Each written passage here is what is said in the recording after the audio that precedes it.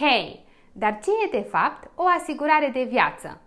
E felul tău de a fi alături de familie chiar și atunci când nu vei mai fi fizic. Știu, e un subiect dureros, dar real din păcate.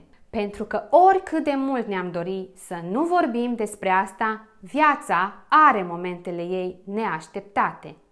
Printr-o asigurare de viață, tu stabilești o sumă asigurată în caz de deces, o moștenire financiară pe care să o lași celor dragi ție. Și dacă totul e bine și nu se întâmplă nimic până la finalul contractului? Foarte bună întrebare. Dacă totul e bine, la finalul contractului, 30% din tot ce tu ai plătit se întorc înapoi la tine. Bani numai buni de un concediu să sărbătoriți.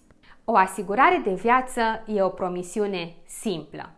Sunt alături de voi orice s-ar întâmpla.